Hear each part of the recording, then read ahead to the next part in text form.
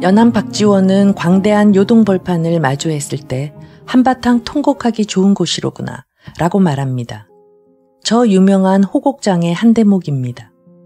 정조 초기 홍구경이 설치는 억압적 정권 분위기 속에서 연암은 울증에 빠져 있었고 어디론가 멀리 떠나고 싶었습니다. 연암이 연행을 따라 나선 것은 그의 나이 43세, 무르익은 나이였습니다. 당시 1780년, 서구에서는 모차르트, 루소, 칸트, 베토벤이 살았던 시대였습니다. 새로운 사상을 피력하기 위해 연암은 두 가지를 수행했는데요. 하나는 이전의 모든 연행록을 섭렵했고 다른 하나는 청나라에 가서 정말 꼼꼼하게 취재를 했다는 겁니다. 이 실사구시의 정신이 열하일기에 그대로 반영되어 있습니다.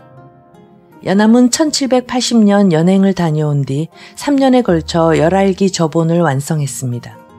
그리고 죽을 때까지 20년 이상 계속 손을 봤습니다.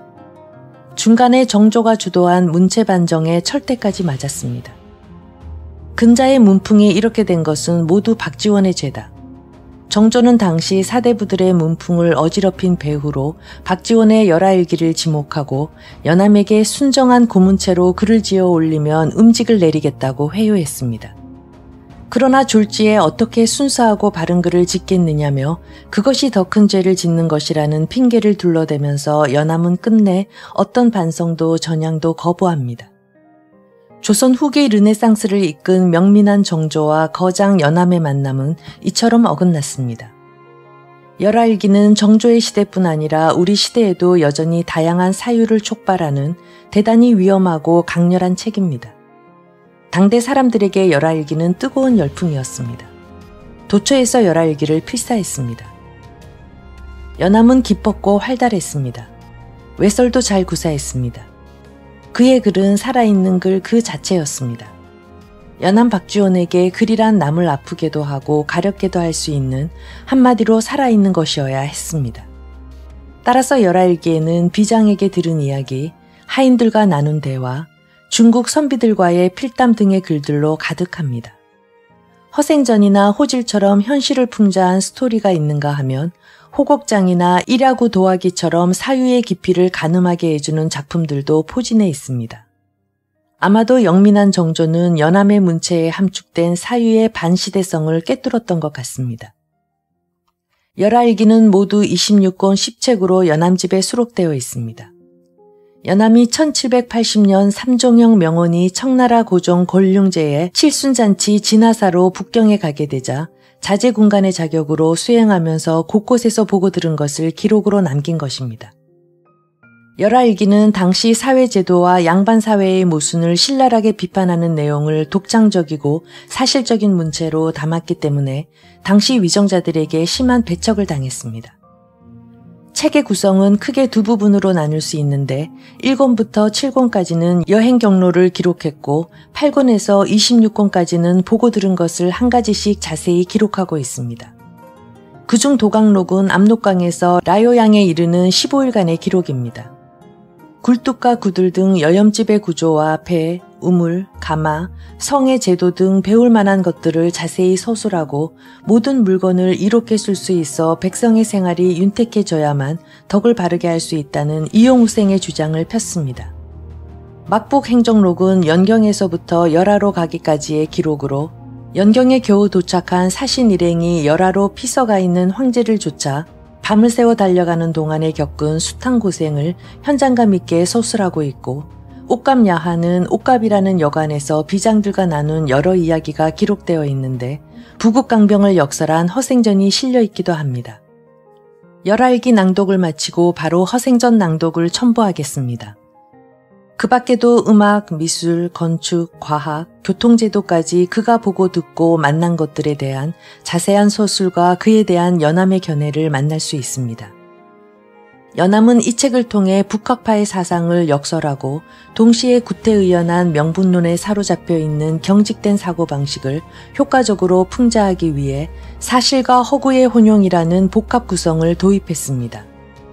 즉 여정에 관련시켜 삽입해 놓은 일화들은 보고 들은 이야기일 수도 있지만 필요에 따라 창작한 것이기도 하다는 겁니다. 이러한 실험적 구성은 당시에 이미 연암체라고 일컬어진 정통을 벗어난 문장과 함께 기문으로 지목받아 문체 반정의 표적이 되었던 것이죠. 연암의 외모는 큰 키에 살이 쪄서 몸집이 매우 컸으며 얼굴은 긴 편이었고 안색이 몹시 붉었으며 광대뼈가 툭 붉어져 나오고 눈에는 쌍꺼풀이 있었다고 합니다.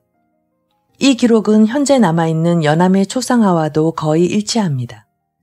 또한 그는 목소리가 몹시 커서 그냥 말을 해도 담장 바깥에 한참 떨어진 곳에까지 들릴 정도였다고 합니다. 연암과 부딪히는 모든 것들은 살아서 움직입니다. 고정된 표상의 말뚝에서 이탈하여 자유롭게 변이하면서 그 무엇의 경계에 서 있는 연암. 그래서 연암 열풍을 몰고 온 고미숙은 그를 경계인이라 칭하였습니다. 그녀는 유머와 열정의 패러독스라는 표현으로 연암을 말했고 연암에게 얼마나 빠져 있었는지 열하일기 웃음과 역설의 유쾌한 시공간을 읽으면 미소를 멈출 수 없을 정도입니다. 고미숙은 이렇게 말합니다. 연암 박지원은 천재다. 견줄 바를 찾기 어려울 정도로 뛰어난 두뇌의 소유자다. 나는 천재를 좋아하지 않는다. 그런데도 그는 나를 매혹시켰다. 다름 아닌 그의 유머 때문이다. 유머는 기본적으로 따뜻한 가슴에서 나온다. 말하자면 그는 천재인데도 가슴이 따뜻한 천지간에 보기 드문 사람인 것이다. 이처럼 마치 뜨거운 연애에 빠져 있듯이 연암에게 경도되어 있는 것을 볼 수 있습니다. 경계를 넘나드는 사람, 열하일기를 읽다 보면 연암의 생각이 들려옵니다. 연암은 우리에게 계속 질문을 던집니다. 연암 박지호는 시대와 치열하게 싸웠습니다. 그 싸움의 최전선에 놓인 것이 열하일기입니다. 열하일기에는 연암의 위대한 창조 역량이 평생에 걸쳐 이룩한 모든 예술적 성과들이 집약되어 있습니다. 그래서 문학평론가 김현과 김윤식은 한국 문학사에서 열하일기는 우리 근대의 대표적 저술이라고 했습니다. 열하일기는 매우 방대한데요. 제가 낭독하는 책은 분량의 한계로 축약해 한 권의 책으로 발간된 절판 도서입니다. 전편을 다 읽겠습니다. 이 짧은 한 권의 책으로도 우리는 너무도 매혹적인 연암의 글과 그의 생각을 읽을 수 있고 인문학의 향기에 충분히 젖어들게 될 것입니다. 그럼 본문으로 들어가겠습니다. 도강로 6월 24일 신미일 아침부터 비가 조금씩 내리더니 하루 종일 뿌리다 그치다 했다. 오후에 압록강을 건넜다. 30리를 더 가서 구련성 부근에서 노숙을 하였다. 밤에 큰 비가 쏟아지더니 금방 그쳤다. 앞서 의주간에서 묵은 열흘 동안 기다리던 중국에 진언하는 곡물도 모두 도착했고 여행 날짜도 매우 촉박하였지만 장마가 져 강물이 분 탓에 쉽사리 강을 건너지 못했다. 날씨가 맑게 갠 것도 어느덧 나흘이 되었지만 강물의 기세가 더욱 성해서 나무와 돌들까지 둥둥 떠내려갔고 탁한 물결은 하늘과 맞닿은 듯했다. 그러한 것은 대체로 압록강의 발원이 매우 멀기 때문이다. 당서를 살펴보면 고려의 마자수는 맑을 땅의 백산에서 나온다. 물빛이 마치 오리의 머리색과 같은 까닭에 압록강이라 부른다 라고 하였다. 소위 백산이란 장백산을 말한다. 산의 경에는 이를 불암산이라 칭하였고 우리나라에서는 백두산이라 일컫는다. 백두산은 여러 강들의 발원지이기도 한데 그 서남쪽으로 흐르는 강이 압록강이다.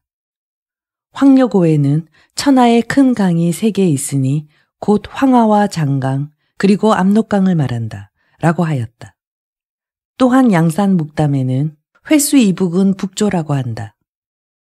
대부분의 물들이 모두 황하로 흘러들기 때문에 강이라는 이름을 붙이지 않는다. 그러나 북쪽으로 고려에 있는 물만은 압록강이라 부른다 라고 하였다. 무릇 이 강은 천하의 큰 물이기에 그 발원지가 항상 가물었는지 아니면 장마가 졌는지 천리 밖에서는 예측하기 어려운 일이다. 하지만 지금 이 강물이 이렇듯 넘쳐 흐르는 것으로 보아 백두산의 장마를 가히 짐작할 수 있었다. 하물며 이곳은 보통 나루터도 아니니 더 말할 나위가 없을 것이다. 지금은 때마침 장마가 한창이어서 배를 댈 만한 곳을 발견할 수 없었고 중류의 모래톱마저 찾아보기 힘들었다. 사공이 조금이라도 실수를 하여 물살에 휩쓸리면 사람의 힘으로는 배를 되돌릴 수 없을 정도였다. 그 때문에 일행 중 역관들은 너도나도 옛일을 끌어대며 날짜를 늦추자고 애써 청했고 의주부윤 역시 거느리던 비장을 보내어 며칠만 더 기다리도록 만류하였다. 하지만 정사는 기어이 이날 강을 건너기로 결심하고 장계에 이미 날짜를 써놓은 후였다. 아침에 일어나 창을 열고 보니 짙은 구름이 하늘을 가득 덮었고 비기운이 산 위에 어려 있었다. 얼굴을 씻고 머리를 빗고 행장을 정돈한 후 집에서 온 편지와 여러 곳으로 보낼 답차를 봉하여 파발편으로 붙였다. 그리고 아침죽을 몇 모금 마신 뒤 천천히 관사로 갔다. 여러 비장들은 이미 군복과 전립을 갖추었는데 전립 위에는 은으로 만든 꽃과 운호를 달고 공작의 깃을 꽂고 있었다. 또 허리에는 남방사 주전대를 두르고 환도를 찼으며 손에는 짧은 채찍을 쥐고 있었다. 그들은 서로 마주보고 웃으면서 내 풍채가 어떤가 라며 떠들고 있었다. 노참봉은 첩리를 입었을 때보다 훨씬 호기롭고 건장해 보였다. 정진사가 웃으며 나를 맞이하며 오늘은 정말로 강을 건널 수 있겠죠? 라고 물으니 노참봉도 옆에서 묻기를 이제 곧 건널 수 있겠죠? 나는 두 사람에게 그럴 것이라고 대답하였다. 거의 열흘을 관사에서 묵은 탓에 지루한 생각이 들어 모두들 훌쩍 날아가고 싶은 기분들이었을 것이다. 더구나 장마로 불어난 강물에 마음마저 조급해진 터였다. 떠날 날짜가 닥치고 보니 이제는 비록 건너지 않으려 하여도 어쩔 수 없는 노릇이었다. 멀리 앞에 펼쳐진 길을 바라보니 무더위가 사람을 익혀버릴 듯했다. 고향을 떠올려 보아도 첩첩한 운산에 가로막혀 아득할 뿐이었다. 사람의 마음이 여기에 이르자 저절로 서글퍼져서 되돌아가고자 하는 심정이 생기지 않을 수 없었다. 이른바 평생의 먼 여행이라 하여 항상 반드시 한번 돌아봐야겠다고 말했던 것도 이제는 실로 뒷전의 문제에 불과했다. 또한 오늘에야말로 강을 건너는구나 라며 말한 것도 결코 즐거운 마음에서 나온 소리가 아니니 이는 곧 어찌할 수 없는 심정에서 나온 소리일 것이다. 역관인 김진아는 늙고 병이 중하므로 일행으로부터 낙오하여 되돌아갈 수밖에 없었다. 그가 정중하게 하직 인사를 하니 나도 모르게 서글픈 생각이 들었다. 아침밥을 먹은 후 나는 혼자서 먼저 말을 타고 출발했다. 말은 붉은 빛깔에 적담하였는데 흰 머리에 날씬한 정강이와 높은 발굽을 가지고 있었다. 뾰족한 머리에 짧은 허리, 두 귀가 쫑긋한 폼이 참으로 만리를 달릴 듯한 말이었다. 창대는 앞에서 고삐를 잡고 장복은 뒤를 따랐다. 안장에는 주머니 한 쌍을 걸어 왼쪽에는 벼루를 넣고 오른쪽에는 거울을 넣었다. 또 붓 두 자루, 먹 한 개, 조그만 공책 네 권, 이정록 한 축을 함께 넣었다. 행장이 이렇듯 단출하니 국경에서의 짐 수색이 아무리 엄하다고 하더라도 근심할 필요가 없었다. 성문에 채 미치지 못하여서 소나기 한 줄기가 동쪽으로부터 몰려왔다. 급히 채찍질하여 행보를 재촉하였다. 성문 앞에서 말에서 내린 다음 홀로 문루에 올라 성 아래를 굽어보니 창대만이 혼자서 말 옆에 서 있었고 장복은 보이지 않았다. 조금 뒤에 장복이 길 옆 조그만 강문 앞에서 고개를 내밀고 위아래를 살핀 후 삿갓으로 비를 가리며 조그만 오지병을 들고 종종 걸음으로 오는 것이었다. 알고 보니 둘이서 주머니를 털어 돈 26푼이 나왔는데 우리 돈을 가지고는 국경을 넘지 못하는 터라 길에 돈을 버리자니 아깝고 해서 술을 샀다고 하였다. 너희들은 술을 얼마나 마시느냐? 라고 물었더니 그들은 대답하기를 입 가까이 대지도 못합니다. 라고 하였다. 그래서 나는 옹졸한 너희들이 어찌 술을 마실 줄 알겠느냐? 라며 한바탕 꾸짖었다. 하지만 한편으로 스스로 위안하기를 먼 길 가는 데엔 도움이 될지도 모르지. 라고 하였다. 홀로 쓸쓸히 술을 마시며 동쪽으로 용만과 철산의 여러 봉우리들을 바라보았다. 하나같이 만격 구름 속에 들어 있었다. 술 한 잔을 가득 부어 문루의 첫 번째 기둥에 뿌리며 이번 여행에서 나 자신이 아무 탈 없기를 기원하였다. 그리고 또 한 잔을 부어 두 번째 기둥에 뿌리고 장복과 창대를 위하여 기원하였다. 술병을 흔들어 보니 아직도 술이 몇 잔 더 남아 있었다. 창대로 하여금 술을 땅에 뿌리게 하여 말이 건강하기를 기원하였다.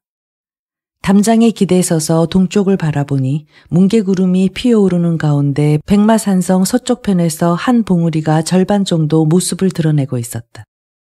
그 산색이 너무도 푸르른 것이 내 연암 서당에서 불일산 뒷봉우리를 바라보는 것만 같았다. 흥분루 누각에서 막수와 이별하고 가을바람에 말달려 변방으로 떠났다네. 호화롭게 꾸민 배에 퉁소 장구 아무 소식 없으니 애타게 그리는 청남의 좋은 고을. 이것은 유해풍이 심양에 들어갈 때 지은 시이다. 나도 이 시를 몇 번이나 되풀이하여 읊조리다가 크게 웃고 말았다. 이 시는 국경을 넘는 이가 부질없이 무료함을 이기지 못해 읊은 것이겠지. 여기서 무슨 배니, 퉁소니, 장구 따위를 얻을 수 있단 말인가. 과거 현경이 역수를 건너려 할 때의 일이다. 현경이 선뜻 강을 건너지 않고 머뭇거리자 태자는 그의 결심이 변하지 않았나 의심하여 진무장을 먼저 보내려고 하였다. 이에 현경이 노하여 꾸짖기를 소인이 지금 떠나지 않는 까닭은 함께할 친구 한 명을 기다리기 때문입니다. 라고 하였다.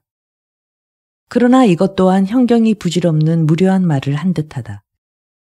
물론 태자가 현경의 결심을 의심하였다면 이는 현경을 깊이 알지 못했기 때문이라고 말할 수 있을 것이다. 그러나 현경이 기다렸던 친구란 역시 어떤 이름을 지닌 실제의 인물은 아닐 것이다. 비록 비수 한 자루를 지니고 앞니를 예측할 수 없이 강국인 진나라로 들어가는 데에는 이미 진무양 하나를 동행하는 곳으로서 부족함이 없었을 것이다. 그런 마당에 현경이 어찌하여 다른 친구를 필요로 하겠는가. 다만 찬바람 속에서 노래와 축으로 그날의 비장한 즐거움을 만끽했을 뿐일 것이다. 하지만 이 글을 쓴 사람은 기다렸던 친구가 먼 곳에 살기 때문에 오지 못한 것이라고 하였다. 이 먼 곳에 살기 때문이라는 표현은 실로 교묘하기 이를 데 없다. 아마도 그 친구는 천하에 둘도 없는 절친한 벗이었을 것이요. 그와 한 약속은 천하에 둘도 없는 믿음이 담겨 있었을 것이다. 천하에 둘도 없는 절친한 벗으로서 한 번 가면 다시는 돌아오지 못할 이별을 앞두고 어찌 날이 저물었다는 이유로 오지 않았겠는가. 그러므로 그 친구라는 사람이 살고 있는 곳이 반드시 초나 오, 삼진과 같이 먼 것도 아닐 것이요. 반드시 이 날짜에 진나라에 들어가자고 손을 마주잡고 약속한 일도 없었을 것이다. 단지 현경이 마음속에 문득 생각난 어떤 사람을 기다린다고 하였을 따름인데 이 글을 쓴 사람은 현경의 마음속에 사람을 이끌어다가 함께할 친구라고 부연했던 것이니 그 친구가 어떤 사람인지 알 수 없었던 것이다. 누구인지도 모르는 사람을 두고서 단지 먼 곳에 살고 있는 사람이라고 하며 현경을 위로하고 또한 혹시 그 사람이 오면 어떻게 할까 염려하는 현경을 위하여 오지 못했다고 했던 것이다. 그 친구가 오지 못했던 것은 현경에게 있어서는 다행스러운 일일 것이다. 만일 천하에 진정 그 친구가 존재했다면 나도 그를 본 적이 있다. 그 사람의 키는 7자 두치이며 짙은 눈썹과 검푸른 수염, 볼이 위험 있게 늘어지고 이마는 뾰족할 것이다. 어떻게 그렇게 생긴 줄 아느냐 하면 내가 이제 해풍의 시를 읽었기 때문이다. 정사의 전배가 요란스럽게 성을 출발하고 그 뒤로 내원과 주주부가 두 줄을 이끌고 갔다. 채찍을 겨드랑이에 낀 채 몸을 꼿꼿이 세우고 안장을 의지하니 어깨가 높직하고 목이 긴 것이 날쌔고 용맹스럽기 그지없었다. 하지만 자리 및 금대의 실이 너털거리고 구종들의 집신이 안장 뒤에 주렁주렁 매달려 있었다. 또한 내원의 군복은 푸른 모시로 만든 것이었는데 헝겊을 얼마 전 빨아 입은 탓에 여기저기가 늘어나고 단정치 않아 보였다. 검소함을 지나치게 숭상한다고 말할 수 있을 것이다. 조금 뒤에 부사의 행차가 성을 출발했다. 이에 말고삐를 천천히 몰아 행차의 제일 뒤에 따라갔다. 구령정에 이르니 거기가 바로 배가 출발하는 곳이었다. 만유는 이미 천막을 치고 기다리고 있었다. 서장관은 이른 새벽에 먼저 관사를 출발하여 만윤과 함께 검사하는 것이 전례였다. 이리하여 곧 사람과 말을 사열하는데 사람은 성명, 거주, 연령과 함께 수염이나 흉터 같은 것이 있는지 없는지, 키가 작은지 큰지를 기록하고 말은 그 털빛을 기록했다.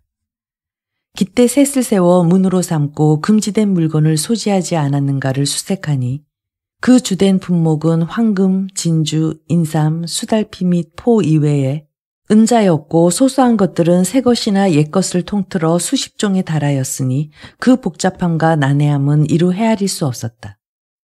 종들의 경우에는 웃옷을 풀어헤치고 바지춤을 더듬기도 하였으며 비장이나 역관의 경우에는 행장을 끌러 살펴보았다. 덕분에 입을 보통이며 옷구러미 따위가 강 언덕에 너울거리고 가죽 상자나 종이갑들이 풀바디에 어지러이 굴러다녔다. 사람들은 다투어 자신의 짐을 수습하여 서로를 힐끔거리며 돌아보았다. 대체로 보아 검사를 하지 않으면 못된 짓을 막을 수 없고 검사를 하면 이렇게 체면을 상할 수밖에 없다. 그러나 사실은 이러한 검사 또한 형식에 지나지 않는 일이다. 용만의 장사치들은 남몰래 일찌감치 강을 건너버리니 그 누가 이러한 일을 막겠는가. 금지된 품목의 물건이 발견되었을 경우 첫 번째 기에서 걸린 자는 곤장을 때리는 한편 물건을 몰수하고 가운데 기에서 걸린 자는 귀양을 보내고 세 번째 기에서 걸린 자는 목을 베어 달아서 무사람에게 보이게 되어 있으니 그 법은 엄하기 짝이 없다. 이번 행차에는 원포가 절반도 차지 못하고 빈 포도 많았으니 은자가 있고 없음이야 논하여 무엇하겠는가. 다관은 초라하였고 그나마도 들이자마자 곧 물렸다. 이는 대개 강 건널 생각에 마음이 조급해져서 아무도 수조를 들지 않았기 때문이다. 배는 단지 5척인데 한강의 나룻배보다 조금 클 뿐이었다. 먼저 박물과 인마를 건너게 하고 정사가 탄 배에는 표자문과 함께 역관 중에 수석, 사신의 우두머리에 하인들이 함께 탔다. 부사와 서장관도 각각 하인들을 데리고 다른 배에 올랐다. 이에 용만의 이교, 방기, 통인과 평양에서부터 수행해온 영리 개서들이 모두 뱃머리에서 차례로 하직 인사를 했다. 상방의 마두에 창할 소리가 끝나기도 전에 사공이 노를 들어 크게 한번 저었다. 물살은 매우 빨랐고 뱃노래가 일제히 터져나왔다. 사공이 힘껏 저은 탓에 배가 번개처럼 빨리 흘러가니 아찔한 것이 마치 하룻밤을 지낸 듯하였다. 강둑의 통군정 기둥과 난간이 사방팔방으로 빙빙 도는 것 같았다. 전속 나온 사람들이 그때까지도 모래벌에 서 있었는데 마치 파달처럼 아득하게 보였다. 내가 홍명복에게 자네 도를 아는가? 라고 물으니 홍명복은 두 손을 마주한 채 대답하였다. 부끄럽습니다만 무슨 말씀입니까? 나는 말하기를 도는 그리 어려운 것이 아니지. 바로 저 언덕에 있다네. 라고 말하니 홍명복이 묻기를 이른바 그래서 먼저 언덕에 오른다는 식의 말씀입니까? 나는 말하였다. 그런 뜻이 아니야. 이 강은 바로 저 언덕과 우리를 연결시켜주는 곳 아닌가. 언덕이 닿는 곳에 이르러서는 곧 물이 있는 것이네. 무릇 사람의 윤리와 만물의 법칙은 물이 끝나는 곳에 언덕이 있는 것과 같으니 도란 다른 데서 찾을 것이 아니라 물과 언덕의 접점에서 찾을 수 있을 거란 말일세. 홍명복은 다시 물었다. 외람되이 다시 여쭙니다만 그 말씀은 무엇을 뜻합니까? 나는 다시 말하였다. 인간의 마음은 오직 위태해질 뿐이고 도의 마음은 오직 희미해질 뿐이라고 하였네. 서양 사람들은 기하학적인 그림을 구분할 수 있어서 단순히 손으로서 그 미세한 부분까지 다 표현하지 못할 때에는 이를 곧 유광무광지제라고 한다네. 이는 불자들이 말한 붙지도 않고 떨어지지도 않는다는 것과 통하는 것이지. 그러므로 그 한계에서 잘 처신하는 것은 오직 이러한 도를 아는 자라야 가능할 것이네. 옛날 정나라의 자산이라면 그럴 수도 있겠지. 이러는 사이에 배는 벌써 건너편 언덕에 닿았다. 갈대가 마치 짜놓기라도 한 듯 빽빽하여 아래를 내려다보아도 땅바닥을 볼 수 없었다.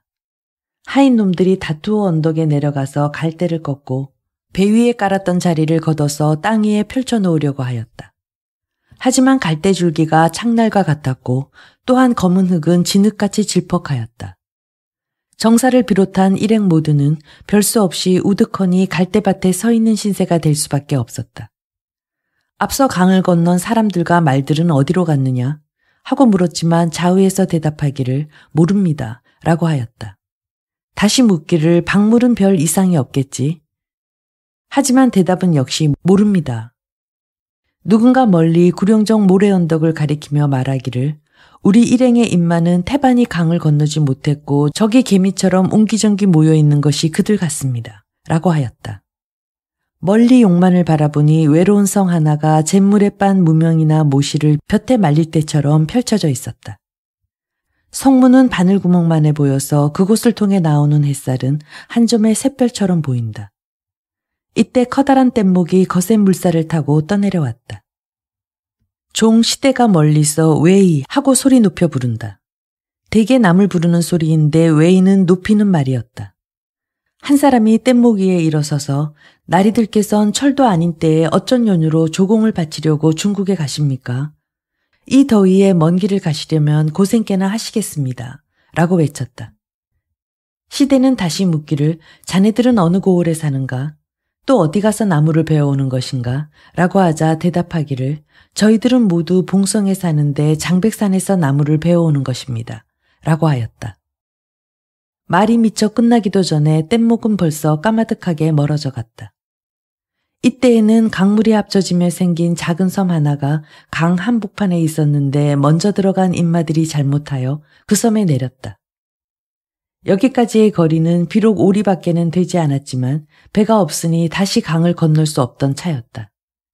이에 2배의 사공들을 엄하게 꾸짖어 빨리 그 섬의 인마들을 싣고 오라고 하였지만 사공이 대답하기를 저토록 거센 물살을 거슬러 올라가려면 아마도 하루 이틀로는 어려울 것 같습니다. 라고 하였다.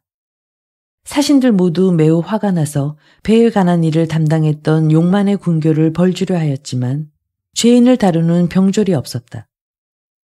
그들 또한 앞서 건너다가 잘못하여 그 섬에 내렸기 때문이었다.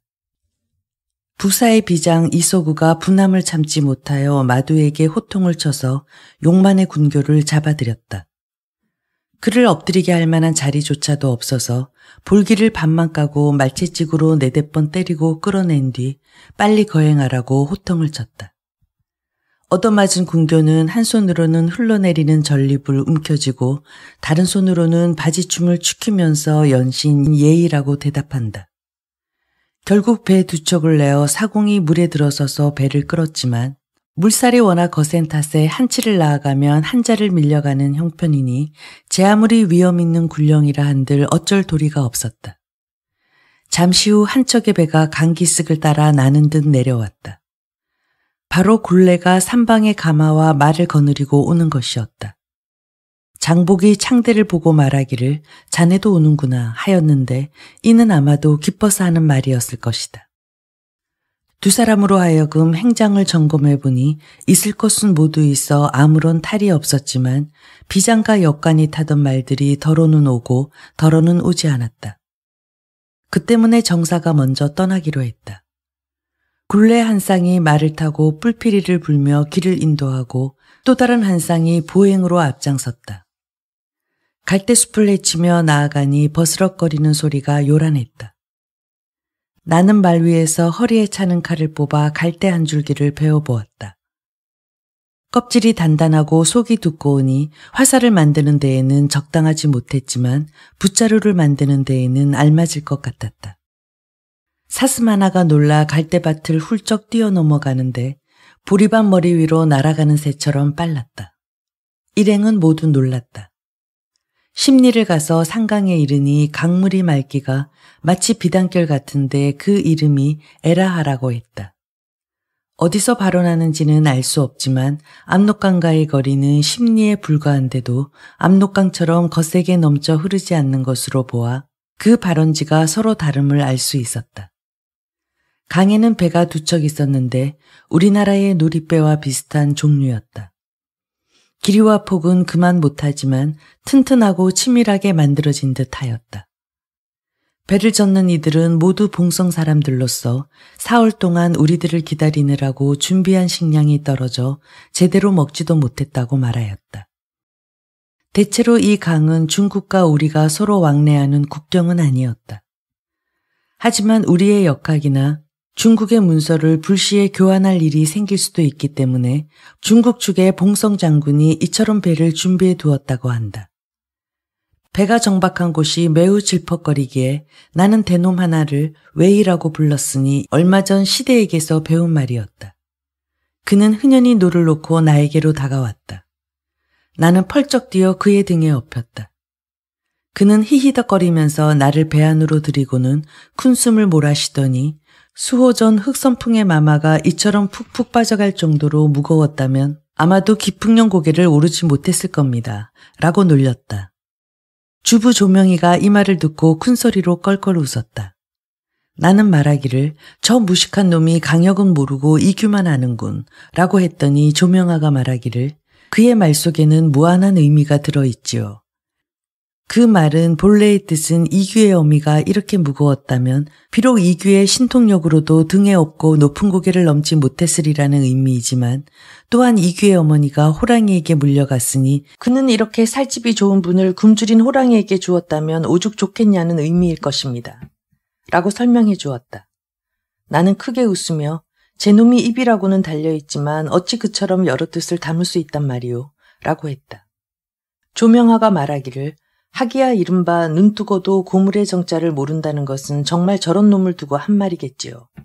하지만 민간의 이야기나 기설을 입에 달아놓은 듯 항상 짓거리니 이른바 그들의 중국의 표준말이라는 것이 바로 이런 것입니다.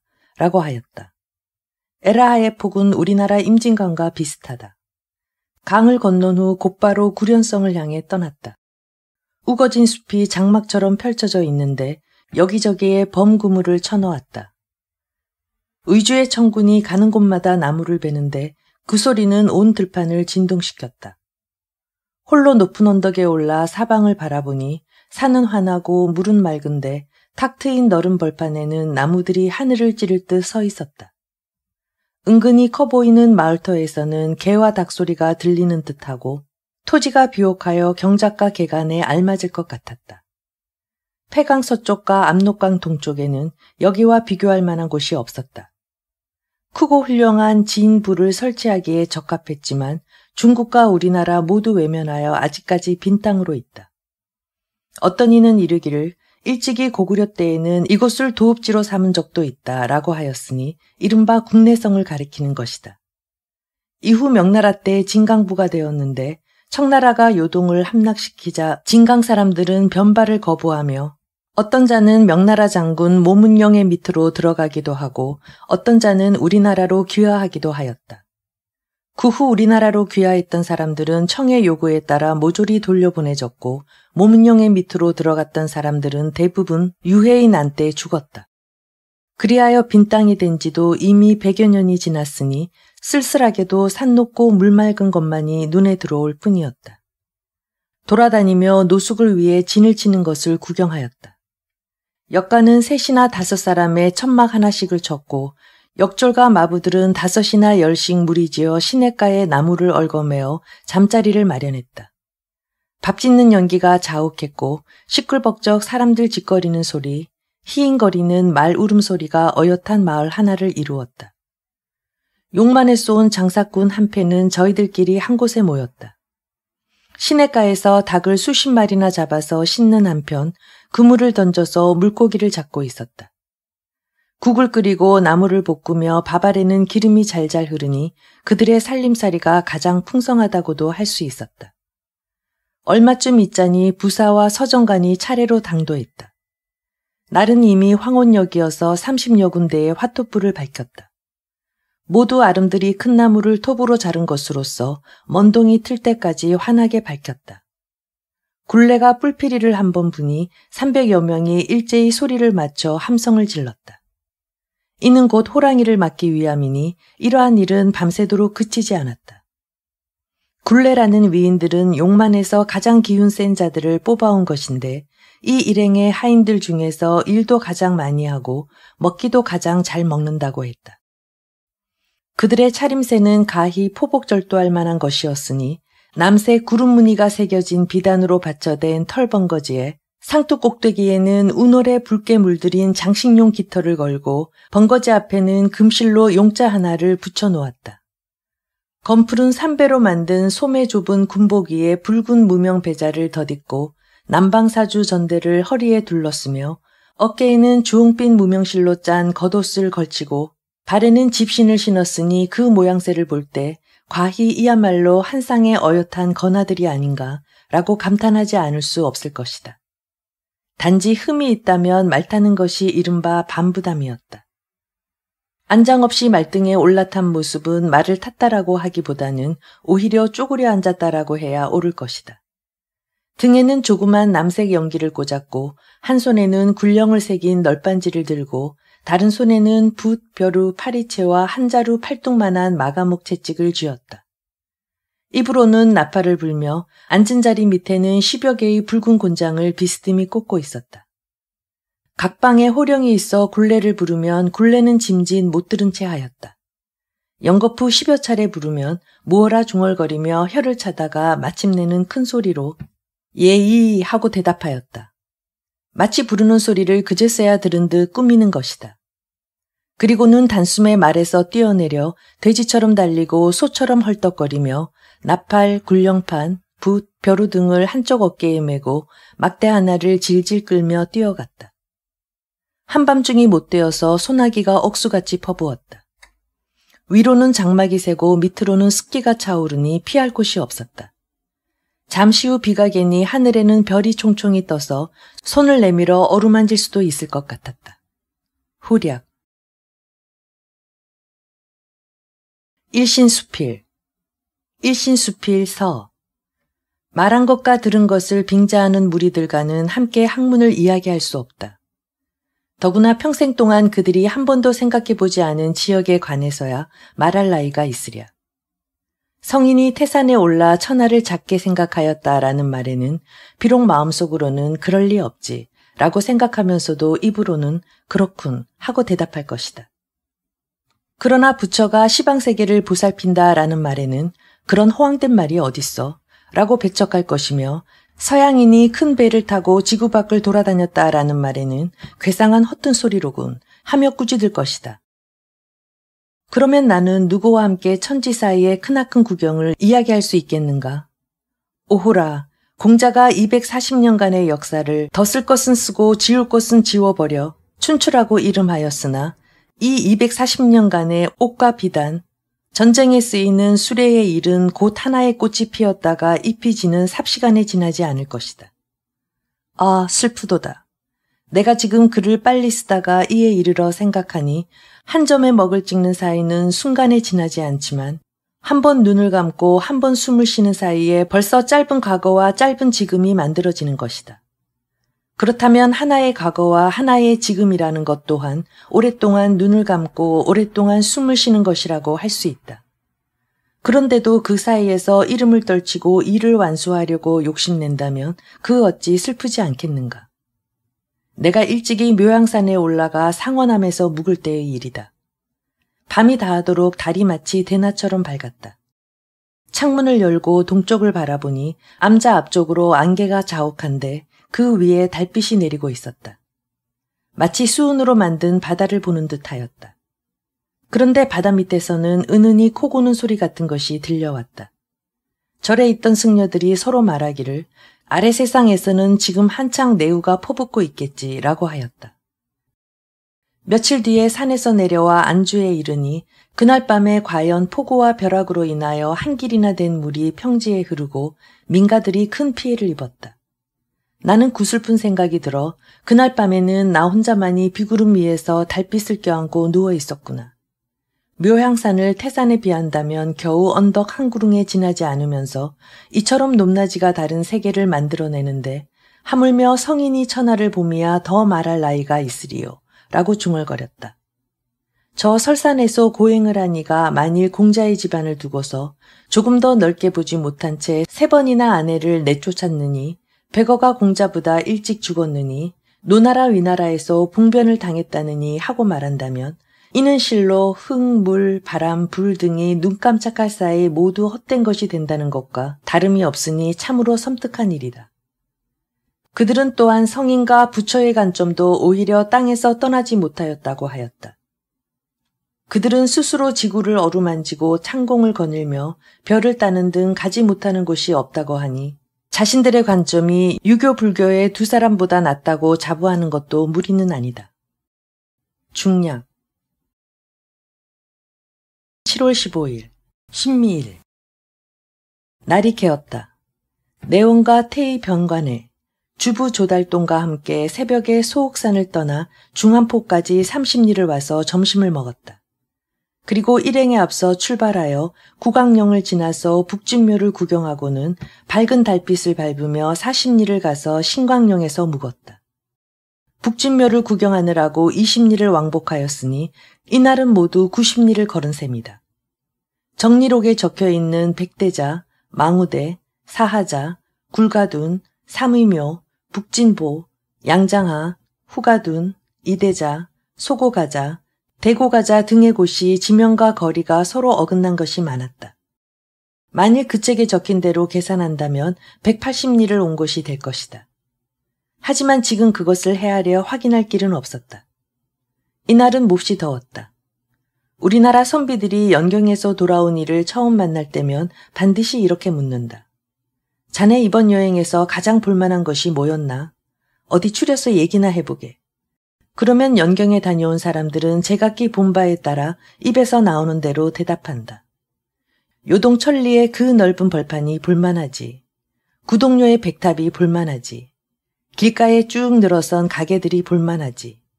계문에 안개 낀 숲이 볼만하지. 노구교가 볼만하지. 산해관이 볼만하지. 각산사가 볼만하지. 망해정이 볼만하지. 조가페루가 볼만하지. 유리창이 볼만하지. 통주의 배와 노가 볼만하지. 금주위의 목축업이 볼만하지. 서산의 누대가 볼만하지. 사천주당이 볼만하지. 호건이 볼만하지. 상방이 볼만하지. 남해자가 볼만하지. 동학묘가 볼만하지. 북진묘가 볼만하지. 이처럼 요란스러우니 그 볼만하다는 것의 수를 손으로 꼽을 수가 없을 것이다. 그러나 학식이 높은이라면 섭섭한 표정으로 얼굴빛을 바꾸면서 도무지 볼만한 것이 없더군 라고 할 것이다. 무슨 까닭으로 볼만한 것이 없던가 라고 물으면 그는 다음과 같이 대답할 것이다. 황제가 머리를 깎고 장상 대신을 비롯한 모든 간원들이 머리를 깎았으며 선비에서 서민에 이르기까지 모두 머리를 깎았다네. 비록 그 공덕이 은이나 주와 다름이 없고 부강하기가 진과 한을 넘어선다 한들 땅 위의 백성이 생겨난 이후 아직껏 머리 깎은 천자는 없었지. 그리고 비록 육농기나 이강지와 같은 학문이 있고 위희, 왕안, 왕사진 같은 문장이 있고 고연무나 주의준의 박식함이 있다 한들 한 번 머리를 깎으면 곧 오랑캐요. 오랑캐면 곧 개나 양 따위이니 우리가 그들 개나 양 따위에게서 볼만한 것이 무엇이 있겠나. 이것은 곧 으뜸가는 의리라 할 수 있으니 말하는 이도 가라앉은 목소리로 무게를 잡을 것이며 주위에서 듣는 이들은 숙연해질 것이다. 그리고 학식이 중간쯤 되는 이는 다음과 같이 말할 것이다. 그들의 성곽은 만리장성의 찌꺼기요 건물은 아방궁의 유산이다. 선비나 서민들은 위나라 진나라의 천박한 아름다움을 숭상하고 풍속은 대업, 천보대의 사치함을 조추려 하지. 중국이 더러워지고 산천이 피비린내 나는 고장으로 변하여 성인들의 자치는 사라지고 말투조차 야만족의 것을 따르게 되었으니 무슨 볼만한 것이 있으리. 10만의 군사만 얻을 수 있다면 당장이라도 관을 넘어 중원을 쓸어버릴 것이니 그 이후라야 비로소 볼만한 것을 논할 수 있을 것일세. 이것은 춘추를 제대로 읽은 이의 말이다. 춘추는 중하를 높이고 오랑캐를 낮춰보는 관점에서 쓰여진 책이다. 우리나라는 명나라 황조를 200년간 섬기며 충성하기를 한결같이 하였다. 비록 속국이라고 칭하였지만 실상은 한나라나 다름이 없었던 것이다. 만력 임진년 외적들이 우리나라로 쳐들어왔을 때에는 신종 황제가 천하의 군사를 이끌고 우리를 구원하였다. 우리나라 백성들은 머리끝에서 발끝까지 어느 하나도 그 은혜가 아닌 것이 없었다. 승정 병자년 청나라의 군대가 우리나라에 쳐들어왔을 때 열왕제는 우리나라가 난리를 당하였다는 말을 듣고 급히 총병 진홍범에게 각진의 수군을 징발하여 원병을 파견할 것을 명하였다. 진홍범이 병사가 출발할 것을 아릴 때 산동 순무 안개조가 조선이 이미 무너져서 강화가 벌써 함락되었다고 아뢰니 황제는 안개조가 힘껏 구원할 뜻이 없다 하여 조소를 내려 엄하게 꾸짖었다고 한다. 이때 천자는 안으로 복주, 초주, 양주, 당주 등 각지의 반란을 진압할 길이 없었지만 조선의 난리가 더욱 절박하여 그 구하고자 하는 뜻이 형제의 나라보다 더 간절하였다. 마침내 사해가 천붕지탁에 비운을 당하고 온 백성의 머리를 깎아서 모두 오랑캐를 만들고 말았다. 대륙의 한쪽 구석에 있던 우리나라는 비록 이런 수치를 면할 수 있었지만 중국을 위하여 원수를 갚고 치욕을 씻으려는 마음이야 어찌 하루라도 잊을 수 있으리요. 우리나라 사대부들로서 춘추에 나오는 존양의 가르침을 따르는 이가 100년을 하루같이 우뚝 서서 복수를 다짐한 것이니 참으로 장한 일이라 하겠다. 그러나 존주도 존주 나름이며 오랑캐도 오랑캐 나름이다. 지금 청나라에는 중하의 성곽과 궁실과 백성들이 예전 그대로 남아있다. 정덕, 이용, 후생의 도구도 예전 그대로 남아있으며 최, 노, 왕, 사 등의 가문도 없어지지 않았고 주, 장, 정, 주의 학문도 사라지지 않았으며 하, 은, 주 3대 이후의 성스럽고 지혜로운 임금과 한, 당, 송, 명의 좋은 법률과 아름다운 제도가 변함없이 그대로 남아있다. 저들은 오랑캐일 망정 중국 문물의 이로움이 자신들이 길이 누리기에 족함을 알고 있어서 곧장 이를 빼앗아 차지하였다. 그래서 이제는 중국의 문물이 마치 그들 만주족이 본래부터 지녔던 것처럼 되기에 이른 것이다.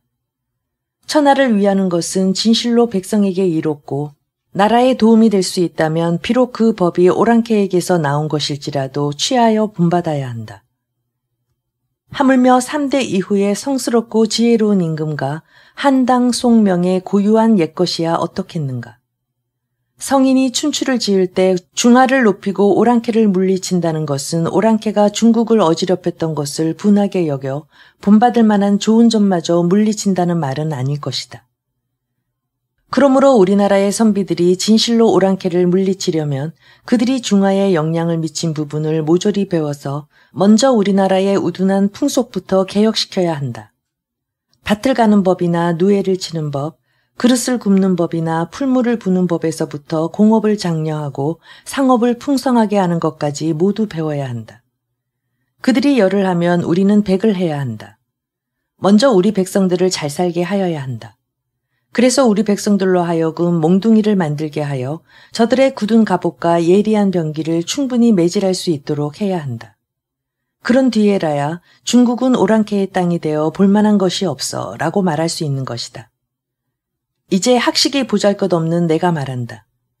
그들의 볼만한 것은 기와 조각에도 있다. 또 이렇게 말할 수도 있다. 그들의 볼만한 것은 똥무더기에도 있다. 무릇 깨어진 기와 조각은 천하에 쓸모없는 버리는 물건이다. 하지만 그들은 민간에서 담을 쌓으며 그 높이가 어깨 위로 오면 깨어진 기와를 둘씩 포개어서 물결무늬를 만들거나 넷을 모아서 둥근 고리를 만들거나 또는 넷을 등지어서 옛 엽전의 형상을 만든다. 그 구멍난 곳이 영롱하고 안팎이 서로 어리어 좋은 무늬가 이루어지니 이는 곧 깨어진 기와 조각을 버리지 않고 잘 사용해 천하를 아름다운 무늬로 장식했다고 할 수 있는 것이다. 그리고 집이 가난하여 뜰 안에 벽돌을 깔지 못하면 여러 빛깔의 유리, 기와 조각, 시냇가에 반질반질한 조약돌을 주워다가 꽃이나 나무, 새, 짐승의 모양을 만들어 벽돌 대신에 깐다. 이러면 비가 와도 뜰이 질퍽한 수렁으로 변하는 것을 막을 수 있다.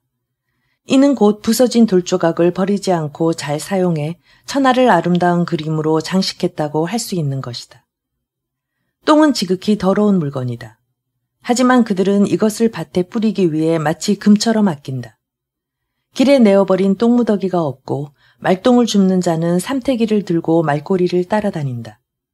그리고 이를 주워 쌓는 데 있어서도 네모나 8모, 6모 혹은 누각이나 돈데이 모양으로 만든다. 이렇게 쌓여진 똥무더기를 보면 천하의 모든 제도가 이미 서 있음을 짐작할 수 있는 것이다. 그러므로 나는 말한다. 기와 조각이나 똥무더기가 모두 장관이다.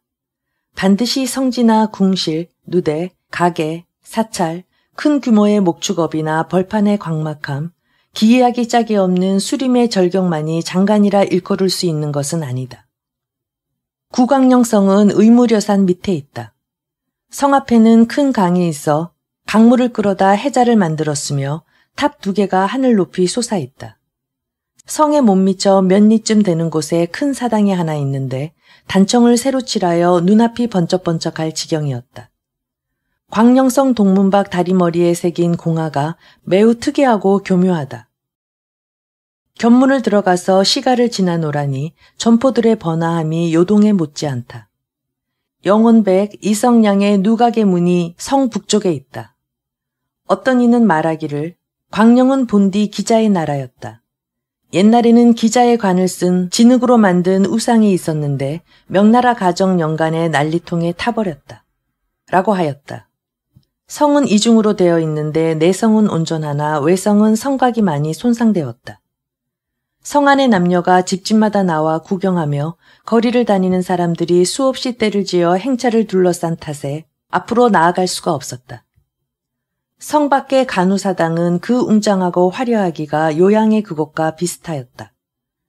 관제묘의 문 밖에는 무대가 있는데 그 규모가 크고도 화려하였다. 마침 여러 사람들이 모여 연극을 하는 모양이었지만 갈 길이 바빠서 구경하지 못하였다. 명나라 천계 연간의 왕하정이 이영방에게 속아 그 휘하 장수인 손두공으로 하여금 적군을 성에 들이게 하였다. 이로 인하여 광령은 함락되었고 천하의 대세 또한 기울어진 것이다. 북진묘기. 북진묘는 의무려산 밑에 있다.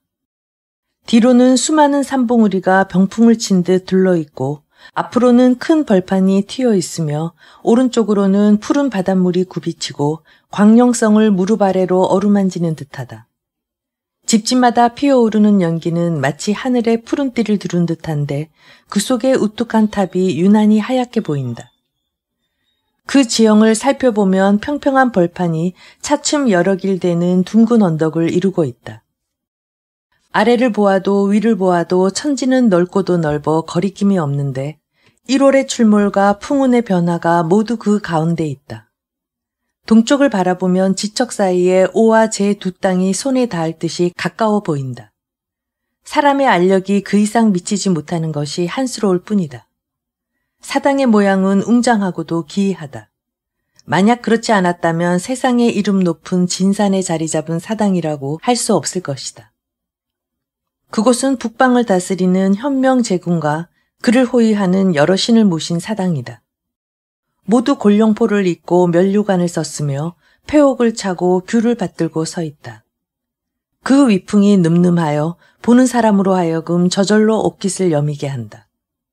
향로는 높이가 6자가 넘는데 푸른 기운이 감도는 표면에는 온갖 귀신들을 조각해 놓았다.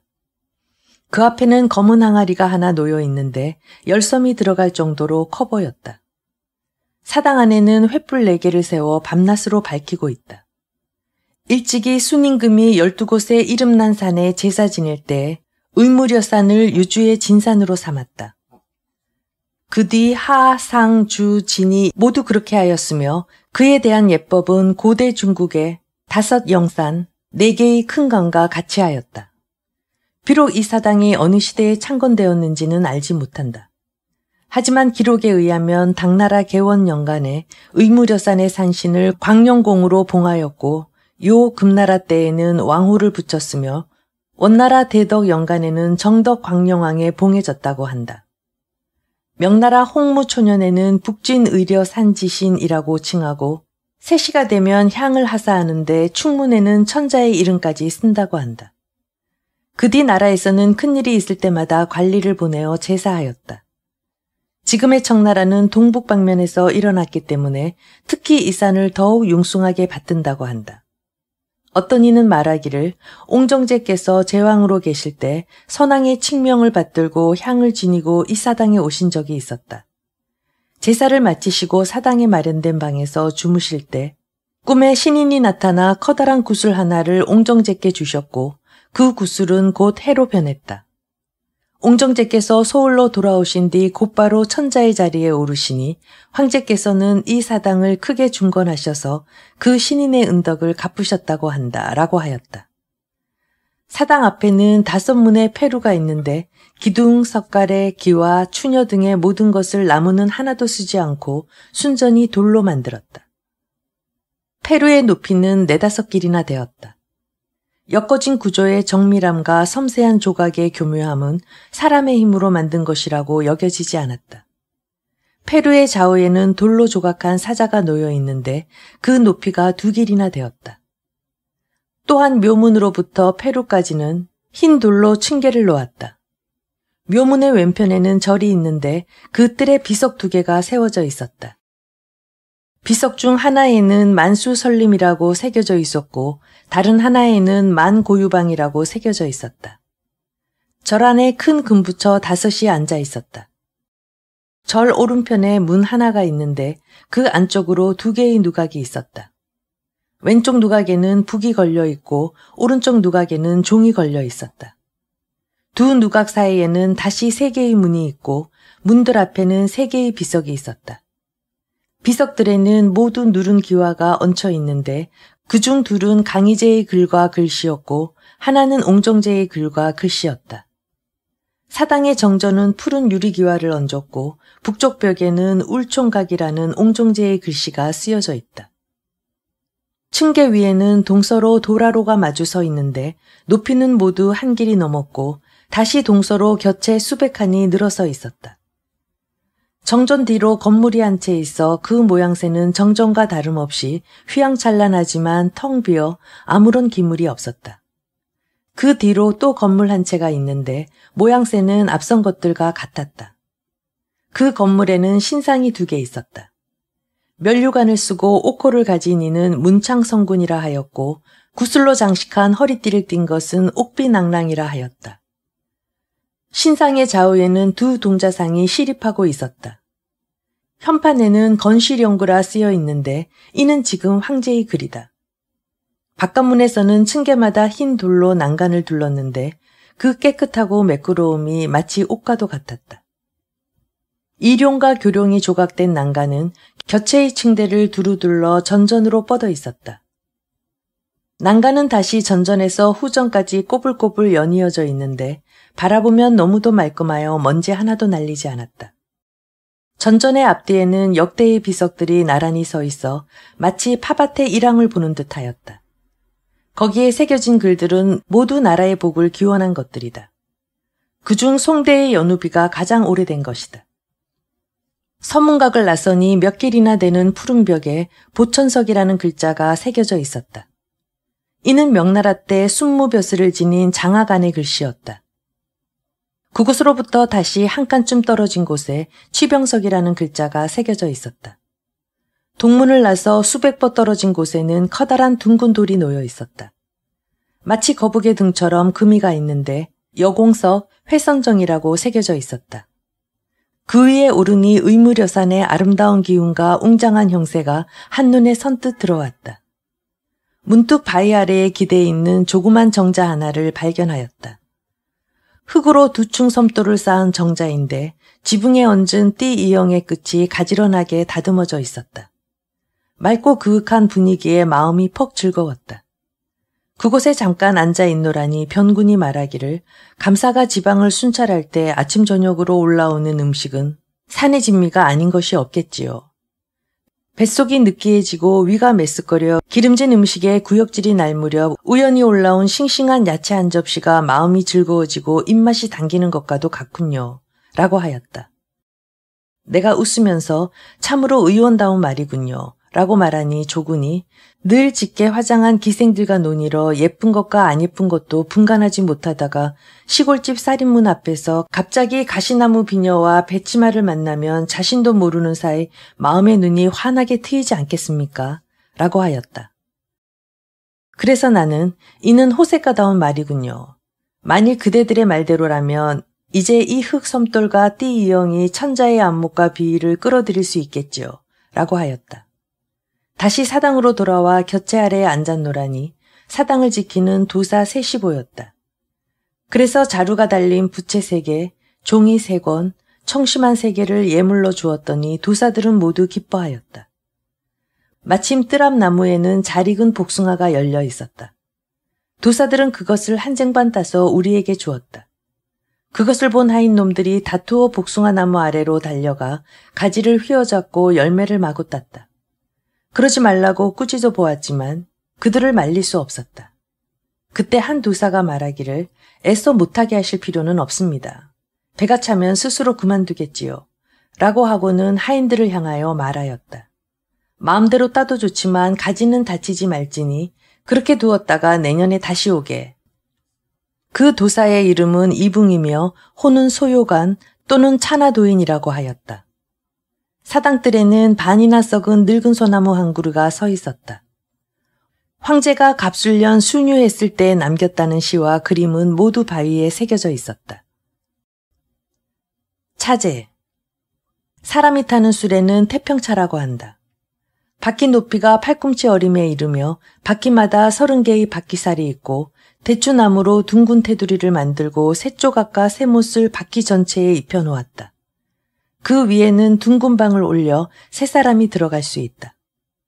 방에는 푸른배 혹은 능단이나 우단으로 휘장을 치고 덜어놓은 발을 들이워 은 손잡이로 8개 되어 있다. 좌우에는 파료로 장식한 창을 내었다. 방 앞쪽에는 널빤지를 가로놓아 마부가 앉게 하였으며 방 뒤쪽에도 역시 하인이 앉는 자리가 있었다. 대체로 나귀 한 마리가 끌지만 먼 길을 가려면 말이나 노새를 더 늘린다. 짐을 싣는 것은 대차라 한다. 바퀴 높이가 태평차보다도 조금 낮은 듯하며 바퀴살은 입자 모양으로 되어 있다. 짐을 싣는 기준은 800근의 말 2필로 하며 800근이 넘을 경우에는 초과하는 무게를 고려하여 말을 늘린다. 짐 위에는 가는 대나무로 방을 꾸미는데 마치 배 위에 갈대로 만든 방과 같이 하여 그 안에서 앉거나 누울 수 있다. 대체로 말 6필이 끄는데 수레 밑에는 커다란 방울을 달고 말목에는 조그만 방울 수백 개를 둘러서 딸랑거리는 방울 소리로 밤을 경계한다. 태평차는 바퀴로 돌며 대차는 굴대로 돈다. 2개의 바퀴가 똑같이 둥글기 때문에 고루 돌아가고 빨리 달릴 수 있다. 끌채 밑에 매는 말은 제일 튼튼하고 건실한 말이나 나귀를 사용하며 멍에를 쓰지 않고 조그만 나무 한 장을 만들어서 가죽끈이나 튼튼한 밧줄로 끌채 머리에 얽어매어서 말을 달았다. 끌채 밑에 매지 않는 말들은 모두 새가죽끈으로 뱃띠를 하고 밧줄을 메어서 끌게 하였다. 짐이 무거울 때엔 말들의 수도 많아 바퀴보다 훨씬 더 밖으로 튀어나오게 된다. 짐 높이가 몇 길이나 될 때에는 끄는 말의 수는 10여 필이나 된다. 말 모는 사람을 칸쳐더라 부르며 그는 짐 위에 높이 앉는다. 손에 쥔 긴 채찍에는 길이가 2길이나 되는 끈 2개가 메어져 있다. 칸쳐도는 그것을 휘둘러 말들을 부리는데 힘내지 않는 놈은 기며 옆구리며 가리지 않고 때린다. 채찍이 손에 익으면 더욱 잘 부릴 수 있다. 그 채찍질하는 소리가 우레처럼 요란스럽다. 동륜차는 뒤에서 한 사람이 수레채를 겨드랑이에 끼고 밀도록 되어 있다. 가운데에 바퀴를 달았는데 바퀴의 절반쯤이 수레바닥 위로 튀어나와 있다. 바퀴 좌우로 짐 싣는 곳이 상자처럼 되어 있어 양쪽에 싣는 물건의 무게가 같지 않으면 안 된다. 바퀴 닿는 곳은 북을 반으로 자른 것처럼 생긴 바퀴집이 있어서 수레바닥 위로 튀어나온 바퀴가 그 안으로 들어가고 양옆으로 짐을 실어서 바퀴와 짐이 서로 닿지 않도록 하였다. 수레채 밑에 짧은 막대가 양쪽으로 드리워져 있다. 갈 때는 수레채와 함께 들리고 멈출 때는 바퀴와 함께 멈춘다. 이것이 버팀목이 되어 수레가 쓰러지지 않도록 해준다. 길가에서 떡, 엿, 능금, 오이 등을 파는 장사들도 모두 동륜차를 사용하며 밭에 걸음을 줄 때 가장 편리하다고 한다. 또 언젠가는 시골 여자들이 양쪽 상자에 앉아서 각각 어린애 하나씩을 안고 가는 것을 본 적도 있었다. 물을 깃는 데는 좌우에 각각 5통씩 싣는다. 짐이 무겁고 많으면 끈을 달아서 한 사람이 끌거나 때로는 두세 사람이 끈다. 마치 배를 끄는 듯하다. 무릇 수레라는 것은 하늘이 내어 땅 위를 다니는 물건이다. 이는 물 위를 달리는 배요 움직이는 방이다. 나라의 큰 쓰임에 수레보다 더 나은 것이 없다. 그러므로 주례에서 임금이 부유함을 물었을 때 수레의 많고 적음으로써 대답하였다라고 한 것이다. 이는 수레가 단순히 짐을 싣거나 사람이 타는 도구만이 아님을 뜻한다. 수레에는 싸움에 쓰는 융차, 역사에 쓰이는 역차, 논에 물을 대는 수차, 포를 실은 포차 등 수많은 종류가 있어서 지금 창졸간에 다 이야기할 수는 없다. 그러나 사람이 타는 수레와 짐을 싣는 수레는 백성들에게 매우 중요한 것이어서 시급히 연구하지 않을 수 없는 문제이다. 나는 일찍이 담원 홍덕보, 참봉 이성재와 더불어 차제를 이야기하며 수레의 제도에 있어서 가장 먼저 이야기할 것은 그 바퀴 자국이 똑같아야 한다는 점이네. 이른바 개가 똑같아야 한다는 것이 무슨 말일까? 이는 바퀴축의 길이나 두 바퀴 사이의 간격에 관한 이야기일세. 두 바퀴 사이의 간격이 항상 어떤 방식을 어기지 않는다면 만 대의 수레라도 같은 바퀴 자국을 남기게 될 것이니 이른바 거동계, 다시 말하면 모든 수레의 궤도가 다 같다는 것은 이를 두고 한 말이야. 만일 두 바퀴 사이를 제 마음대로 넓히거나 좁힌다면 길 위에 새겨지는 바퀴 자국이 어찌 한 궤에 들 수 있겠는가 라고 한 일이 있었다. 이제 나는 천리길을 오면서 매일 수없이 많은 수레를 보았다. 앞수레와 뒷수레가 언제나 한자리에 자국을 남기고 있었다. 그러므로 애쓰지 않고도 같이 되는 것을 일철이라고 하며 뒤에서 앞을 가리켜 전철이라고 하는 것이다. 성문턱에도 수레바퀴 자국이 움푹 패어서 홈통을 이루고 있으니 이것이 이른바 성문쥐개라는 것이다. 우리나라에도 수레가 전혀 없는 것은 아니다. 하지만 그 바퀴가 완전히 둥글지도 못하고 바퀴 자국이 한 궤에 들지도 못한다. 그러므로 우리나라에는 수레가 없는 것과 마찬가지이다. 그런데 사람들은 늘 말하기를 우리나라는 길이 험하여 수레를 쓸 수 없다라고 하니 이것은 무슨 말일까? 나라에서 수레를 쓰지 않으니 길이 닦이지 않는 것이다. 만일 수레가 다니게 된다면 길은 저절로 닦이게 될 터인데 어찌하여 길거리의 협소함과 고갯길의 험준함만을 걱정할 것인가? 옛글에 이르기를 배와 수레에 이르는 곳, 서리와 이슬이 내리는 곳이라 하였으니 이는 수레가 아무리 먼 곳이라도 이룰 수 있다는 뜻이다. 중국에도 검각산의 꼬불꼬불한 비탈길의 위험함이나 꾸불꾸불하고 험하기로 유명한 태행산의 위태함이 없지는 않지만 말을 부려 수레가 지나지 못하는 곳은 없다. 그리하여 관, 섬, 천, 촉, 강, 제, 민, 광 등의 먼 곳이라도 큰 장사치들이나 식소를 데리고 임지로 가는 벼슬아치들의 수레바퀴가 서로 잇대어서 마치 자기 집 뜨락을 거니는 것 같고 우렁찬 수레바퀴 소리가 대낮에도 천둥치듯 울려 퍼지는 것이다. 이제 이 마천 청석의 고개와 장항 마전의 언덕들이 어찌 우리나라의 고개와 언덕보다 낮으리요. 그 험준함이야 우리나라 사람들도 목격한 바 있지만 그렇다고 수레를 패하고 다니지 않는 곳이 있던가. 이런 이유 때문에 중국의 살림이 풍부한 것이며 재화가 한 곳에 머물지 않고 골고루 움직이는 곳도 모두 수레로 인한 이로움일 것이다. 이제 비근한 예를 들어보자. 우리 사신 일행이 온갖 폐단을 없애려면 우리가 만든 수레에 우리가 타고 곧바로 연경해 왔으면 될 텐데 무엇을 꺼려서 그렇게 하지 않았단 말인가. 영남 사는 아이들은 새우젓을 모르고 관동 백성들은 산사나무의 열매를 절여서 장 대신 쓰고 서북 사람들은 감과 감자의 맛을 구별하지 못하며 바닷가에서는 새우나 정어리를 거름으로 밭에 뿌리지만 서울에서는 한 움큼에 한 푼이나 하니 이렇게 귀한 것은 무슨 까닭일까? 육진의 마포, 관서, 명주, 양남의 닭종이, 해서의 솜과 쇠, 내포의 생선과 소금 등은 모두 백성들이 매일 쓰는 물건이어서 어느 하나라도 없어서는 안 된다. 또한 청산 보은에서 많이 생산되는 대추, 황주 봉산에서 많이 생산되는 배, 홍량 남해의 귤과 유자, 임천 한산의 모시, 관동의 벌꿀 등은 백성들이 일상생활에서 서로 바꾸어 써야 할 것이다. 하지만 이곳에서 천한 물건이 저곳에서는 매우 귀하여 그 이름은 들어보았어도 실제로 보지는 못하니 이것은 무슨 까닭일까? 그것은 오로지 멀리 나를 수 있는 힘이 없기 때문이다. 사방이 겨우 몇 천리밖에 안 되는 나라에 백성들의 살림살이가 이다지도 가난한 까닭을 한마디로 말한다면 수레가 나라 안에 다니지 않는 탓이라고 할 수 있다. 만약 어떤 이가 그러면 수레는 어찌하여 다니지 못하는 거요? 라고 묻는다면 한마디로 대답하기를 사대부들의 허물이지요 라고 할 것이다. 그들은 평생토록 글을 읽으며 말로는 주례는 성인께서 지으신 글이야 라고 하며 윤인이니 여인이니 거인이니 주인이니 떠든다. 하지만 끝내 만드는 기술과 움직이는 방법에 대해서는 연구하지 않았으니 이른바 한갓 글을 읽을 뿐인 것이다. 이런 것이 참된 학문에 무슨 도움을 주겠는가?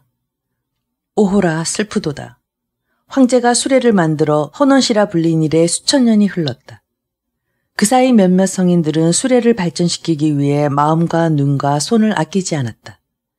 수레는 또한 수와 같은 몇몇 장인들의 교묘한 손을 거쳤으며 상황 이사 등에 의하여 제도상의 통일을 거치게 되었다. 실로 저 현관들의 학문에 비한다면 몇백 배나 나을 것이다. 그 연구의 완숙함과 실용성이 어찌 우연한 일이겠는가. 이는 진실로 백성들의 살림에 이익되고 나라의 경영에 큰 기틀이 되는 것이다. 이제 나는 날마다 눈에 띄는 놀랍고 반가운 것들을 이 차제 하나로 미루어 모두 짐작할 수 있다. 또한 어렴풋이나마 몇천 년 동안 수레를 위해 노력한 모든 성인들의 고심을 알 수 있다. 밭에 물을 대는 곳으로서 용미차, 용골차, 항승차, 옥경차 등이 있고 불을 끄는 곳으로서 홍흡, 하금 등이 있으며 싸움에 쓰는 수레로는 포차, 충차, 화차 등이 있다. 이것들은 모두 태서의 기기도와 강희제 때 만들어진 경직도에 실려 있다. 또한 그 글은 천공괴물, 농정전서에 실려 있다. 이에 뜻있는 이가 잘 연구하여 그 제도를 본받는다면 우리나라 백성들의 극도에 달한 가난병도 얼마쯤 나아질 것이다. 이제 내가 본 불 끄는 수레의 제도를 대략 적어서 우리나라에 돌아가 이를 전하겠다. 달빛을 밟으며 북진묘에서 신광령으로 돌아오는 길이었다. 성 밖의 민가 한 채가 저녁 나절에 불이 나서 이제 겨우 불길을 잡은 모양이었다. 길 위에 수차 세 대가 있었는데 이제 막 거두어 가려던 중이었다. 나는 그들을 잠깐 멈추게 하고 먼저 수차의 이름을 물어보았다. 사람들은 그것을 수총사라고 하였다. 그 제도를 살펴보니 네 바퀴 위에 커다란 큰 나무 물통이 하나 놓여 있고 물통 속에는 커다란 구리그릇이 있었다. 구리그릇 속에는 구리통 둘을 두었는데 구리통 사이에는 목이 을자 모양으로 생긴 물총을 세워놓았다. 물총은 발이 두 개인데 양쪽 구리통과 연결되어 있었다. 양쪽 구리통은 짧은 다리가 있고 밑에 구멍이 뚫렸으며 구멍에는 얇은 구리 조각으로 뚜껑을 만들어서 물의 오르내림을 따라 여닫을 수 있게 되어 있었다. 그리고 두 구리통 주둥이에도 구리반으로 뚜껑을 달았는데 그 둘레가 구리통에 꼭 맞게 되었다. 그 구리반 한복판에 새기둥을 세워서 나무를 건너지르고 그 나무가 구리반을 누르기도 하고 들기도 할 수 있게 되어 있었다. 구리반에 드나들고 오르내림이 이 나무에 달린 것이다. 그래서 물을 구리동이에 붓고 몇 사람이 나무를 밟으면 구리통 주둥이에 달린 구리반이 솟았다 내렸다 한다. 대개 물을 빨아들이는 조화가 구리반에 있는 것이다. 구리반이 구리통 주둥이까지 솟으면 구리통 밑에 뚫린 구멍이 열려지며 구리통 바깥의 물을 빨아들인다. 구리반이 구리통 속으로 떨어지면 그 구멍이 세차게 닫히면서 이 통 안에 가득 찬 물은 갈 곳이 없기 때문에 물총의 뿌리로부터 을자 모양으로 생긴 목으로 내달아서 위로 치솟아 내뿜어지는 것이다. 그 제도가 생황과 비슷한데 물 깃는 이는 계속해서 나무 물통에 물을 들어부을 따름이다. 옆에 있는 무수차는 그 제도가 이것과도 다르고 더욱 무슨 곡절이 있는 듯 싶었지만 그 구조를 상세히 살피지 못하였다. 하지만 물을 빨아들이고 내뿜는 원리는 처음 것과 거의 같았다. 물건을 찢고 빻는 데는 두 충으로 된 큰 톱니바퀴를 세 축으로 꿰어 방 안에 세워두고 그 틀을 움직여서 돌리게 되어 있다. 아륜이라는 것은 마치 자명종의 기계속처럼 이가 들쭉날쭉하여 서로 맞물리게 되어 있는 것이다. 방 안 네 구석에 두 층으로 맷돌반을 두었는데 맷돌반의 가장자리 역시 들쭉날쭉하여 아륜의 이와 서로 맞물리게 되어 있다. 그리하여 아륜이 한 번 돌기만 하면 8개의 맷돌반이 일제히 돌며 순식간에 밀가루가 눈처럼 쌓인다. 이 방식은 시계의 내부와 비슷하다. 길가의 민가들은 각기 맷돌 하나와 나귀 한 마리씩이 있다. 탈곡하는 데는 항상 골돈배를 쓰며 더러는 나귀를 끌어서 방앗공이를 대신하기도 한다. 채로 가루를 치는 법은 다음과 같다.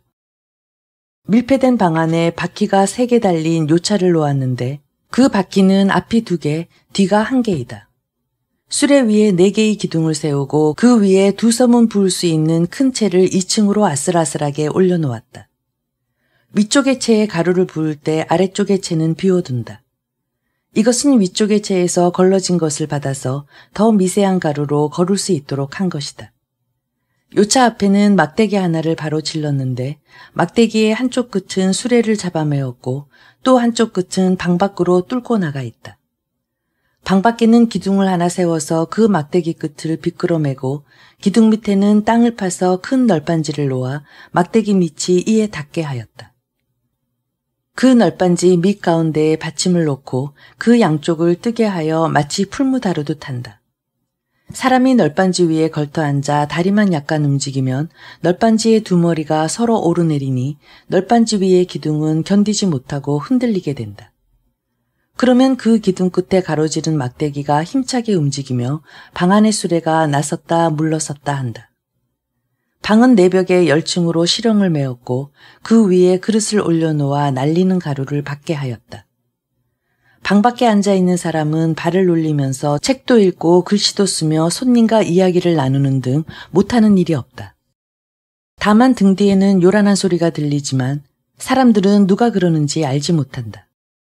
대체로 그 발의 움직임은 아주 적지만 많은 일을 할 수 있는 것이다. 우리나라 부녀자들이 면말 가루를 한 번에 치려면 삽시간에 머리카락과 눈썹이 새하얗게 변하고 채질을 하는 팔은 힘에 겨워 피곤해진다. 이곳에서 쓰는 방법과 비교해보면 그 애씀과 편안함과 득실이 어떠한지 알 수 있을 것이다. 누에고치를 켜는 소차는 더욱 교묘하니 마땅히 본받아야 한다. 이때에도 곡식을 빻는 것과 마찬가지로 커다란 아륜을 사용한다. 소차의 양쪽 머리에 아륜을 달아 그 들쭉날쭉한 이가 서로 맞물려서 쉴 새 없이 저절로 돌아간다. 소차라는 것은 몇 아름드리가 되는 큰 얼레이다. 수십 걸음 밖에서 고치를 삶때 그 사이에는 여러 층 실형을 메고 높은 곳에서부터 차츰 낮은 데로 기울게 한다. 그리고 실형 머리마다는 새 조각을 세워서 구멍을 바늘기만큼 가늘게 뚫고는 그 구멍에 실을 깬다.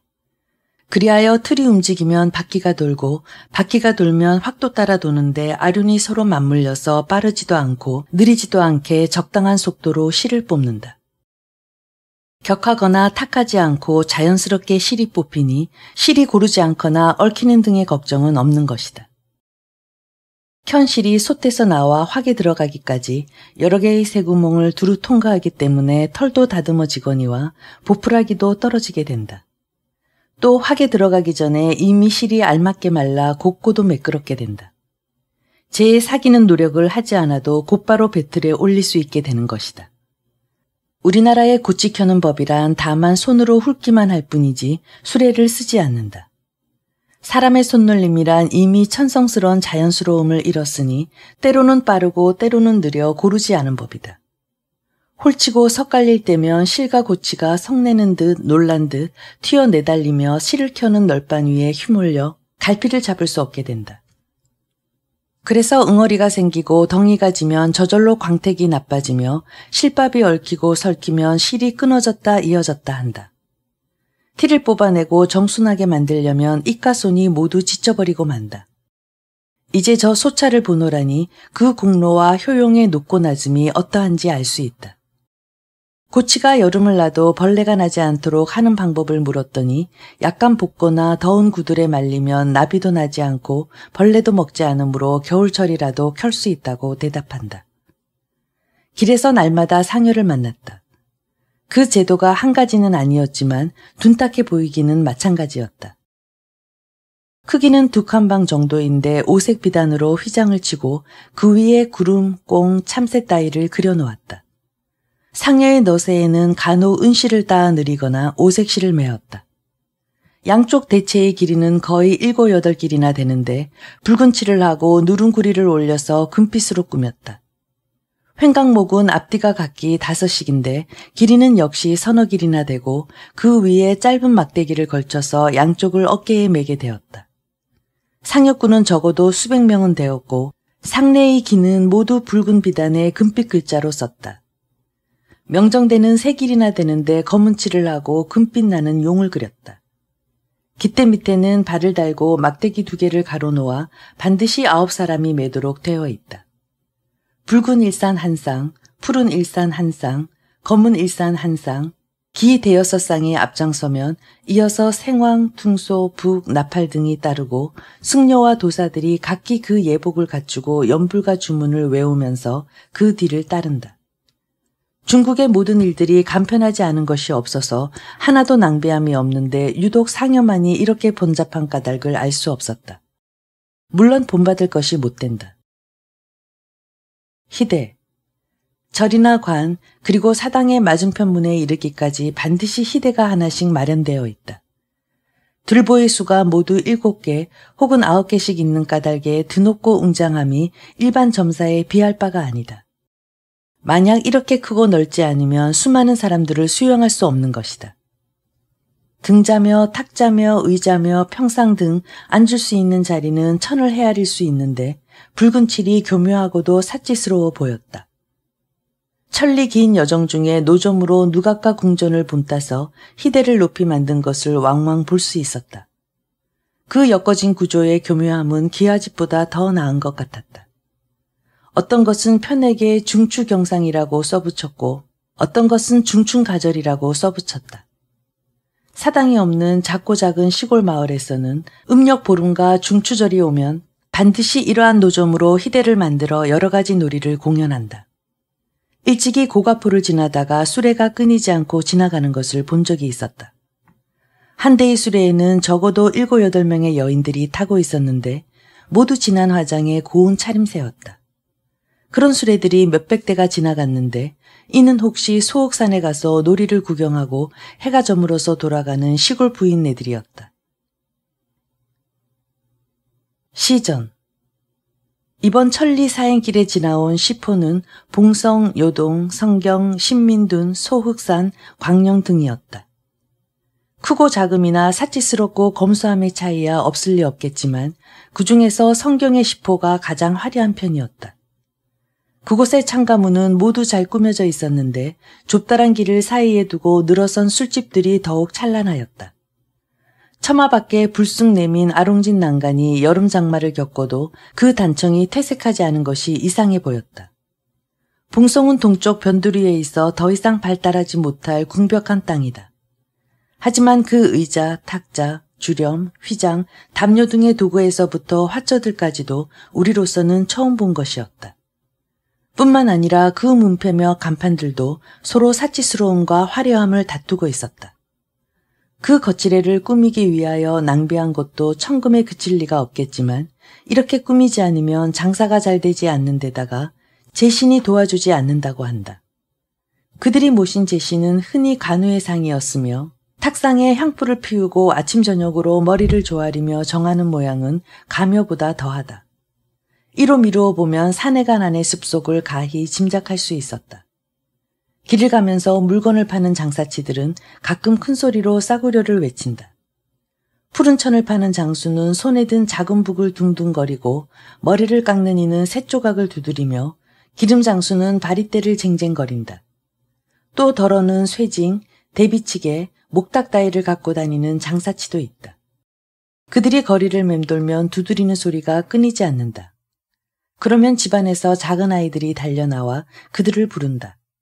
장사치들이 애써 큰 소리로 외치지 않아도 두드리는 소리만 들으면 그 파는 물건을 알 수 있는 것이다. 점사. 점사의 뜰은 최소한 수백 번은 넘도록 넓어야 한다. 그렇지 않으면 수레와 말과 사람들을 수용하지 못할 것이다. 그러므로 문에 들어가서도 한마장을 달려야 전당에 이르니 그 넓음을 짐작할 수 있을 것이다. 낙무 사이에 의자와 탁자가 40~50개쯤 놓여 있다. 마구간에는 길이가 2~3칸, 넓이가 반칸쯤 되는 돌구유가 있는데 돌구유가 아닌 것은 벽돌을 쌓아 돌구유처럼 만들었다. 뜰 가운데에도 나무구유 수십 개를 나란히 설치하여 두고는 양쪽 머리에 아기진 나무로 받쳐두었다. 그릇은 오로지 그림을 그린 자기만을 쓰니 백동, 노새, 주석 등으로 만든 그릇은 볼 수 없었다. 아무리 황량하고 궁벽한 지방에 다 허물어져가는 집에서라도 매일 사용하는 밥그릇은 모두 그림을 그려 넣은 주발이다. 이는 사치를 숭상해서 그런 것이 아니라 그릇 굽는 이들의 솜씨가 본시 그러한 탓이다.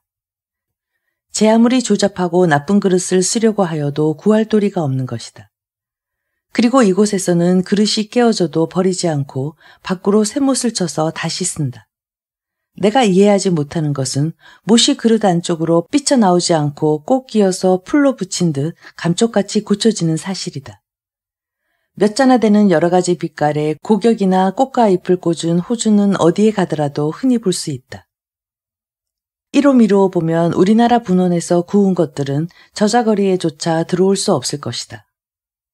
아, 그릇 굽는 법 한 가지가 뛰어나지 못하여 온 나라의 모든 일과 모든 물건이 그 그릇과 같아서 마침내 한 나라의 풍속을 이루게 되었다. 어찌 통탄할 일이 아니겠는가? 교량. 교량은 모두 하부 구조를 무지개처럼 반원형으로 만든 다리여서 그 밑부분은 성문과 같은 모양이다. 큰 것은 돛담배가 지나다닐 수 있고 작은 것도 거룻배는 지나다닐 수 있다. 다리 위 돌란간에는 흔히들 구름 문양이나 공하, 교리 등을 새겼고 나무 난간에도 역시 단청을 입혔다. 교량의 무트로 연결된 양쪽 끝에는 팔자 모양의 담을 쌓아서 이를 보호하게 하였다. 지나온 교량 중에서는 만보교, 하소교, 장원교, 마도교 등이 큰 것들이다. 중략. 강녀묘기. 강녀는 성이 허시요 이름은 맹강으로 섬서 동간에 사는 사람이다. 그녀는 범칠랑에게 시집을 갔다. 진나라 장군인 목념이 만리장성을 쌓을 때 법칠랑은 부역에 동원되었다가 육라산 아래에서 죽어 그 안에 맹강의 꿈에 나타났다. 맹강은 손수 옷을 지어 홀로 천리를 찾아가 남편의 생사를 물었고 이곳에 이르러 장안을 바라보고 울다가 결국 돌이 되었다고 한다. 어떤 이는 말하기를 맹강은 그녀의 남편이 죽었다는 소식을 듣고 홀로 찾아가 그 뼈를 수습하여 등에 지고 바다로 뛰어들었다. 며칠이 지난 뒤 돌 하나가 바위 가운데 솟았는데 조수가 밀려들어도 잠기지 않았다. 라고 한다. 뜰 가운데 비석 3개가 있었다. 그 비석에 새겨진 글들은 제각기 달랐으며 또 황당하고 허황된 말이 많았다. 사당에는 소상을 세우고 그 양쪽에 동남 동료들을 늘어 세웠다. 황제는 이곳에 행궁을 두었는데 지난해 심량에 행차하면서 지나는 행궁마다 모두 중수한 까닭에 그 단청이 아직도 휘황찬란하다. 사당에는 문문산이 쓴 주련이 있다. 그리고 망부석에는 황제가 지은 시를 새겼으며 그 돌 곁에는 진의정이 있다. 왕건의 망부석 시는 돌을 읊은 것도 아닌데도 망부석 중 하나는 무창에 있고 다른 하나는 태평에 있다라고 하였다. 왕건이 옳은 것이 그중 어느 것을 가리키는지 알 수 없다. 진나라 때에는 아직 섬이란 땅 이름이 없었을 뿐 아니라 강이라는 말도 제녀를 일컫는 말이고 보면 허시를 섬서 동간 사람이라고 하는 것은 더욱 옳지 않은 말이다. 행궁 섬돌 위에서부터 강요묘에 이르기까지 돌란간이 둘러져 있었다. 박류요회라고 쓴 현판은 지금 황제의 글씨이다. 장대기. 만리장성을 보지 않고서는 중국의 거대함을 알 수 없을 것이다. 산해관을 보지 않고서는 중국의 제도를 알 수 없을 것이다. 그리고 산해관 밖에 장대를 보지 않고서는 장수의 위세와 존엄을 알 수 없을 것이다. 산해관으로부터 1~2 정도 못 미쳐 동쪽에는 방성이 하나 있다. 성벽의 높이가 10길이 넘고 둘레가 수백 걸음인데 한 면에는 모두 7개의 성곽키가 만들어져 있었다. 그 성곽키 아래로 큰 구멍을 뚫어 수십 명의 사람을 감출 수 있게 하였다. 이런 구멍의 수는 24이며 또 성벽 아래에도 구멍을 4개 뚫어서 병기를 감추어 두었다. 그 밑으로는 땅굴을 파서 장성과 서로 통하게 하였다. 역관들은 모두 한이 쌓은 것이 아니라고 하지만 그것은 그릇된 말일 것이다. 어떤 사람은 장대를 오왕대라고 부르기도 한다. 오상계가 이곳을 지날 때 땅굴을 따라 갑자기 이 대에 올라 포성을 내니 관 안에 있던 수백 명의 군사가 일제에 고함을 질러서 그 소리가 천지를 진동하고 집 밖에 여러 곳 돈대에 주둔했던 군사들도 모두 이에 호응하여 잠깐 동안에 호령이 천리에 퍼졌다고 한다. 여러 일행들과 더불어 성곽희에 의지하여 사방을 둘러보았다. 장성은 북쪽을 향해 달려가고 푸른 바다는 남쪽에서 넘실대는데 동쪽으로는 큰 벌판이 자리 잡고 서쪽으로는 산해가 난을 엿볼 수 있었다. 전망을 두루 살피기에 이 대만큼 훌륭한 곳은 다시 없을 것이다. 산해가 난에 있는 수만호의 시가와 누대가 뚜렷하여 마치 손금을 보는 듯 조금 더 은폐된 곳이 없었다. 바다 위로는 봉우리 하나가 있어 하늘을 찌를 듯 뾰족하게 솟아 있었다. 바로 창녀현의 문필봉이다. 한참 동안 바라보다가 내려오려고 하니 아무도 감히 앞장서서 내려가려고 하지 않았다. 벽돌로 만들어진 층계가 몹시 가팔라서 내려다보기만 해도 온몸이 후들거렸다. 하인들이 곁에서 부축하려고 했지만 몸을 돌릴 만한 자리조차 마땅치 않아서 그 형세가 매우 곤란하게 되었다. 나는 서쪽 층계를 따라 간신히 내려와서 땅을 딛고 설 수 있었다. 대위에 있는 여러 사람들을 바라보니 모두 부들부들 떨면서 어쩔 줄 몰라 하고 있었다. 보통 대위에 오를 때에는 층계 하나하나를 디디며 올라갔기 때문에 그 위험함을 몰랐는데 내려오려는 마음에 일단 아래를 내려다보니 디딜 곳을 찾지 못해 현기증이 일어나는 것이다. 그러한 허물은 눈에 있다고 할 수 있다. 벼슬아치 또한 이와 마찬가지이다. 한창 위로 올라갈 때에는 품개 하나, 급수 하나라도 다른 사람에게 뒤지는 것을 두려워하며 혹은 남을 밀어젖히며 앞을 다툰다. 하지만 마침내 지위가 숭고한 자리에 이르면 그제서야 두려운 마음과 외롭고 위태로움을 느끼게 된다. 앞으로는 한 발자국도 나아갈 수 없는데 뒤로는 천길 낭떠러지가 있는 것이다. 더위 잡고 올라갈 희망도 끊어졌고 내려오려고 해도 내려올 수가 없다. 천고의 모든 것이 그럴 것이다. 산해간기. 산해간은 옛 유관이다. 왕흥리는 지리통석에서 이르기를 우의 하양, 조의 상당, 위의 안읍, 연의 유관, 오의 설흥, 촉의 활락 등은 그 땅은 반드시 운거하여야 하고 그 성은 반드시 수비하여야 한다라고 하였다. 명나라 홍무 17년 대장군 서달이 유관을 이곳에 옮겨 5겹으로 성을 쌓고 산해간이라 명하였다. 태행산이 북쪽으로 뻗어 의무려산이 되었는데 순임금께서 12산을 봉할 때 의무려산을 유주의 진산으로 삼았다고 한다. 의무려산은 중국의 동북쪽을 가로막아 중국과 오랑캐의 경계가 되었으며 산해간에 이르러서는 크게 잘리어서 평지가 되었다. 산해간은 앞으로는 요동벌판을 바라보고 오른편으로는 푸른 바다를 끼고 있다. 서경에서 이른바 오른편으로 갈석을 끼고 있다는 말은 이를 말합니다. 장성은 의무려산을 따라 굽이쳐 내려와 각산사해까지 이르고 있었다. 봉우리마다에는 돈대를 설치하고 평지에 돌아와서 관문을 둔 것이다. 장성을 따라 다시 시보리를 가서 남쪽으로 바다를 향해 들어가면 새를 녹여 털을 닦고 거기에 성을 쌓았다. 성 위에는 3첨의 큰 다락을 세우고 망해정이라 하였다. 이것은 모두 서증산이 건축한 것이다. 산해간의 첫째 간은 옹성이어서 다락이 없다. 옹성의 남쪽과 북쪽 그리고 동쪽을 뚫어서 문을 내고 새로 만든 홍예문 위에는 위진화이라고 새겨놓았다.